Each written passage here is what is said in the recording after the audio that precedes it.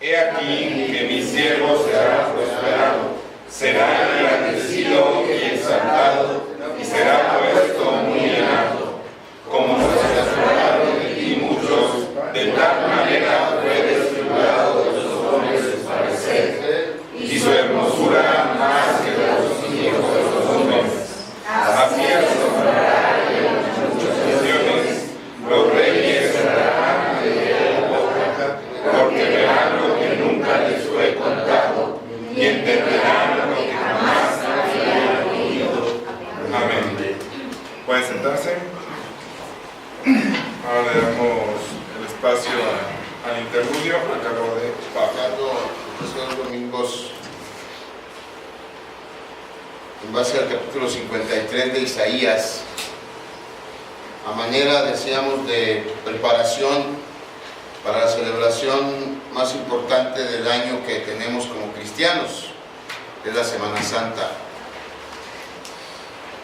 En este tiempo es cuando recordamos el sufrimiento y la muerte de nuestro Señor Jesucristo, o Jesús el Cristo, más propiamente debiéramos decir. Recordamos su muerte, pero también celebramos su victoria final sobre el pecado. Una victoria que nos otorga a quien hemos confiado en Él como nuestro Señor y nuestro Salvador, no solo la liberación de la pena de muerte eterna que nuestros pecados merecen. El Señor Jesucristo, con su victoria, no solo nos libra de esa pena de muerte eterna, pero además nos otorga la ciudadanía de su reino celestial. Por eso es tan importante que tengamos siempre presente lo que Cristo ganó para nosotros, porque es la más grande bendición que jamás pudiéramos tener. Y en Semana Santa es cuando recordamos esa victoria. Una victoria que nos hace, repito, ciudadanos de un reino de bendición completa, perfecta. Un reino que será inaugurado cuando Él regrese al final de los tiempos. Hoy, con la ayuda de Dios, vamos a seguir predicando en base a este pasaje. Aunque los versículos que leímos no pertenecen en nuestras versiones al capítulo 53, sino más bien al 52, son los últimos versículos del capítulo 52. Tenemos que recordar que los escritores de la Biblia no dividieron el mensaje que Dios les inspiró en capítulos y en versículos.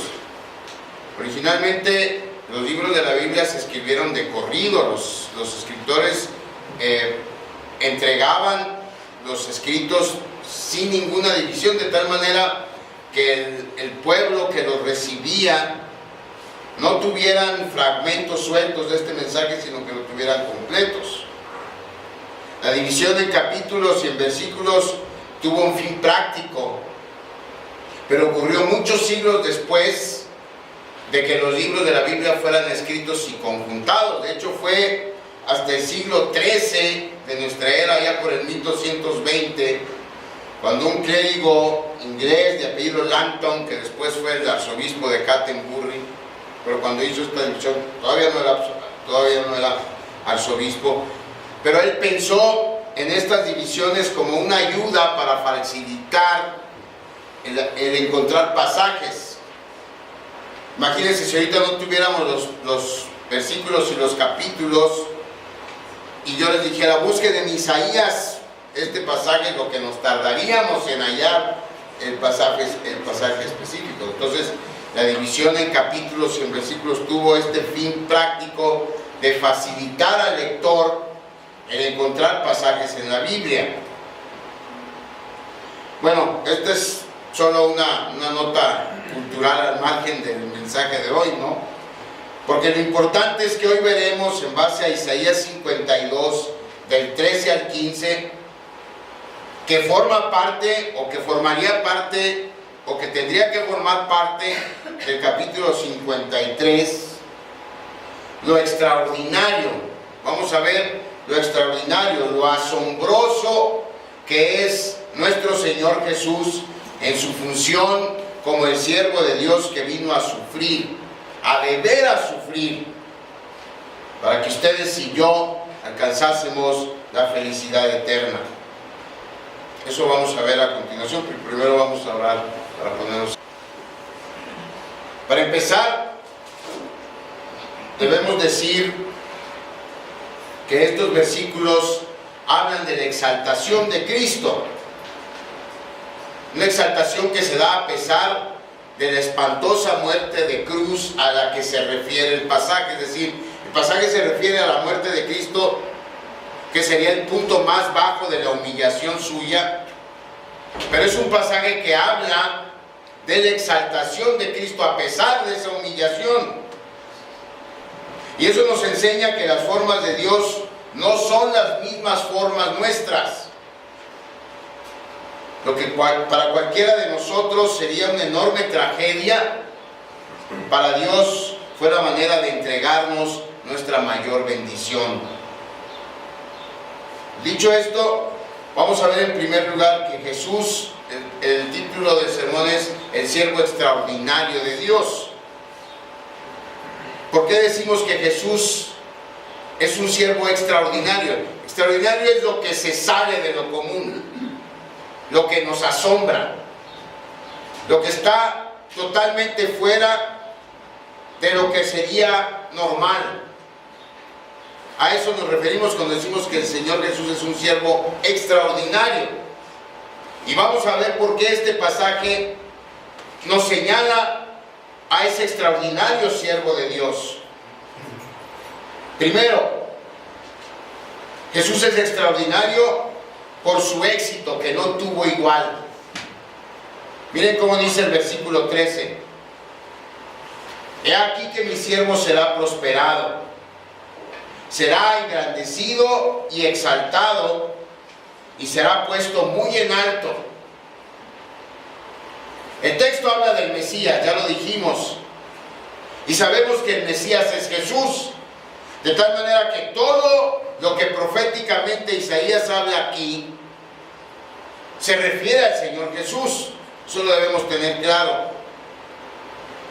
Y aquí Isaías inicia diciendo que Jesús será prosperado, es decir, que Jesús va a hacer bien todo lo que haga, incluida la parte final de su ministerio terrenal, que es a la que se refiere este pasaje.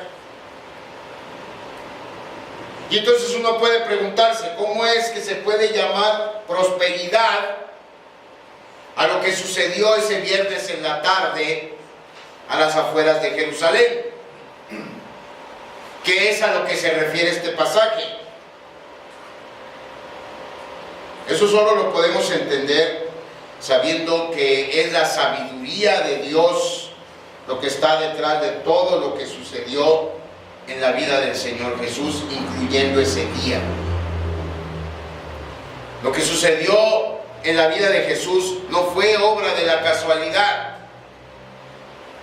fue parte del plan maestro de Dios, un plan que fue pensado, diseñado y ejecutado de acuerdo a la sabiduría de Dios.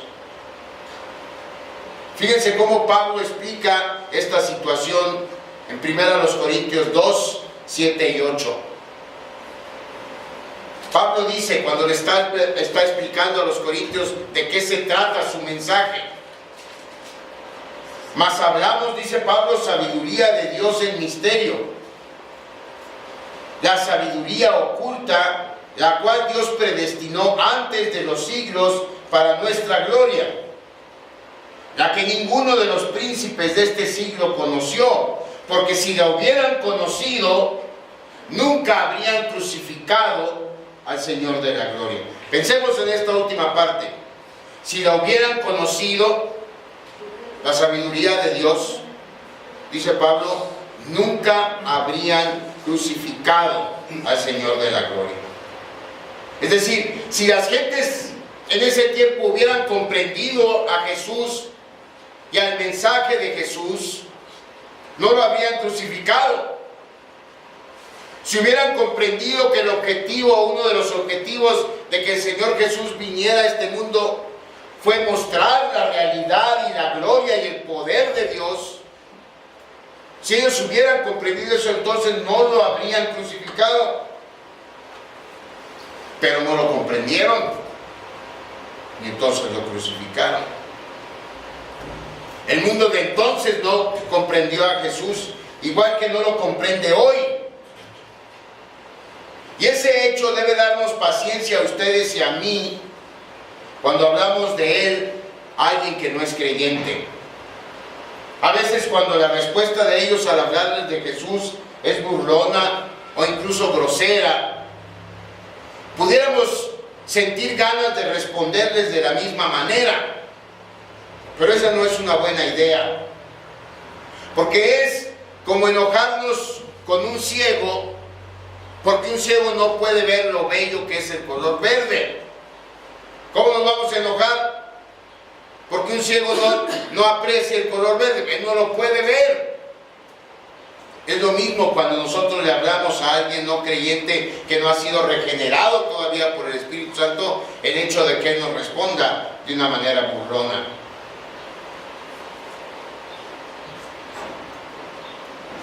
El mundo de hoy no conoce a Jesús, el mundo de entonces no conocía a Jesús, menos lo comprendía.